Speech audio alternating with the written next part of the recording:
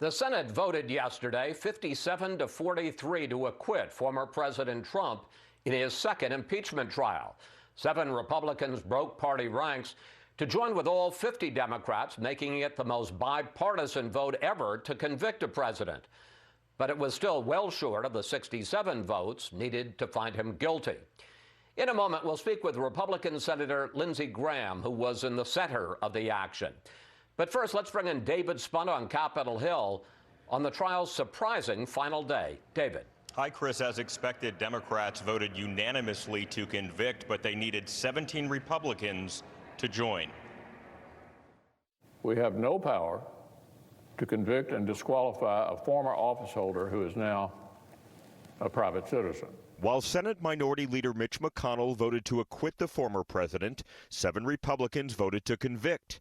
North Carolina Senator Richard Burr, who is retiring next year, surprised colleagues with his vote to convict on the lone article, incitement of insurrection.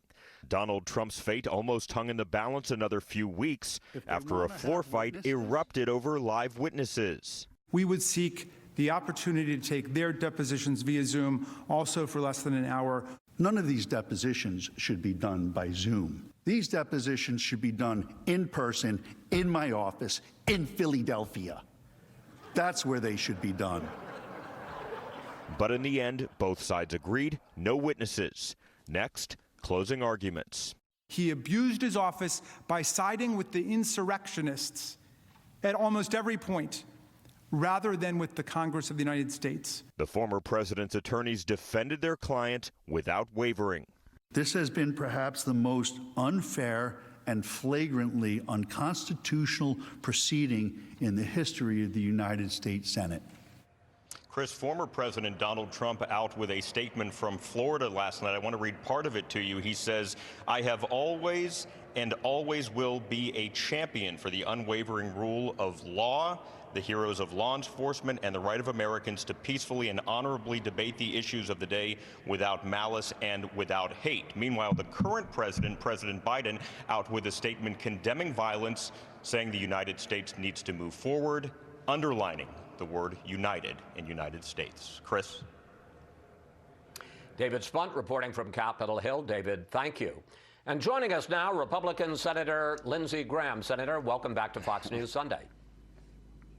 Thank you very much. Thank you. Senator, let me ask you, have you spoken to President Trump since the acquittal yesterday? And if so, what was his reaction? Yeah, I spoke to him last night. He was grateful to his lawyers. He appreciated the help that all of us provided. You know, he's ready to move on and rebuild the Republican Party. He's excited about 2022, and I'm going to go down to talk with him next week, play a little golf in Florida. And I said, Mr. President, this MAGA movement needs to continue. We need to unite the party. Trump plus is the way back in 2022. He's mad at some folks, but I understand that. My goal is to win in 2022, to stop the most radical agenda I've seen coming out of the Democratic presidency of Joe Biden. We can't do that without Donald Trump, so he's ready to hit the trail, and I'm ready to work with him. Well, let me ask you about one person that he might be mad at, and tell me if he is or he isn't. Mitch McConnell, who made a curious speech yesterday in which he basically said the president is guilty, but that the Senate doesn't have the power to convict, to act against a former president. What did he think of McConnell's speech? What did you think of McConnell's speech? Well, number one, I was a bit surprised, but I heard this in 1998. I've been in 3 of the 4 impeachments. I'm sorry about that, but the bottom line, in 1998, you had a lot of Democrats acquit Clinton, but got on the floor and said how bad he was. So, you know, Nancy Pelosi called us all cowards. I don't think most Republicans care what she thinks. And I think Senator McConnell's speech, he got a load off his chest, obviously. But unfortunately, he put a load on the back of Republicans. That speech you will see in 2022 campaigns. I would imagine if you're a Republican running in Arizona or Georgia or New Hampshire, where we have a chance to take back the Senate, they may be playing Senator McConnell's speech and asking you about it as a candidate, and I imagine if you're an incumbent Republican, there are going to be people asking you, will you support Senator McConnell in the future? So I like him, Senator McConnell. He worked well with President Trump. I think his speech is an outlier regarding how Republicans feel about all this.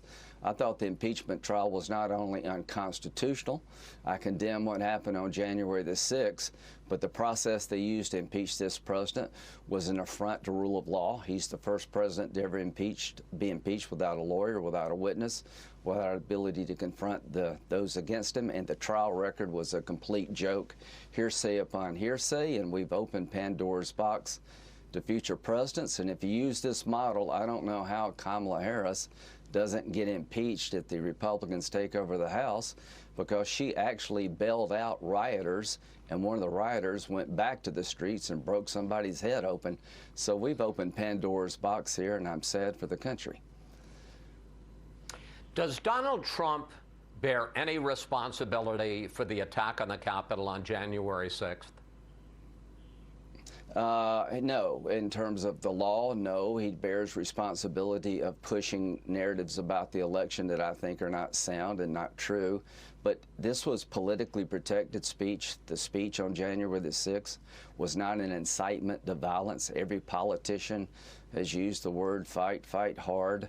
So I don't think he caused the riot. His behavior after the election was over the top. There was a pre-planned element to this attack, Mr. Wallace, that we need to look at. Did Nancy Pelosi know on January the 5th that there was a threat to the Capitol? What did President Trump do after the attack? We need a 9/11 commission to find out what happened, to make sure it never happens again.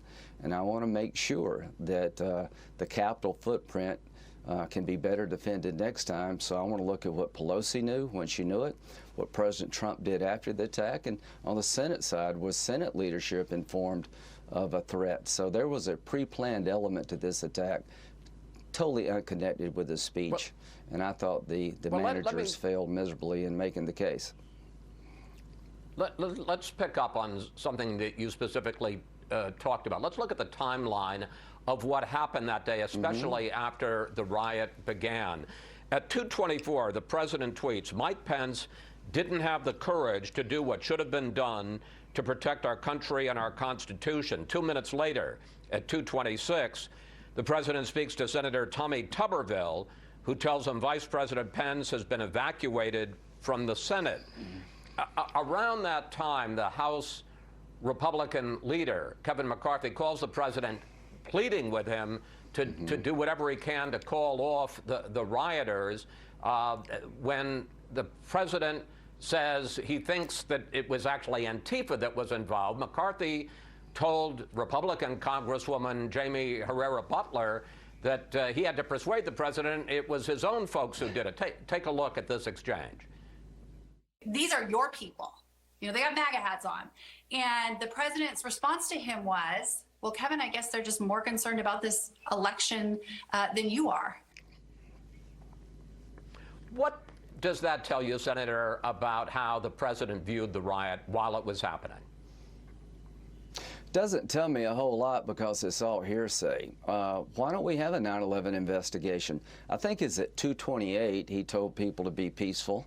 He tweeted out several times at 4 o'clock he did a video basically to be peaceful and leave. Could President done more? Yeah. Did he incite this riot by his speech? Absolutely not. If Donald Trump's speech is going to be seen as incitement by a politician to call violence about every Democrat and Republican up here is in trouble. But I'd like to know that. I'd like to know, did the Capitol Hill Police inform the House Sergeant at Arms and the Senate Sergeant at Arms the day before the attack that they needed more troops? So I want to look at all of it. Senator, I want to just pick up on that because and the question of the president's personal responsibility, whether it was legal or not, whether his personal responsibility. Here's what you said on January 7th, the day after the riot. It breaks my heart that my friend, a president of a consequence, would allow yesterday to happen. And it will be a major part of his presidency. When it comes to accountability, The president needs to understand that his actions were the problem, not the solution. His actions were the problem, allowed the riot to happen. It sure sounds like you're saying that he violated his oath of office.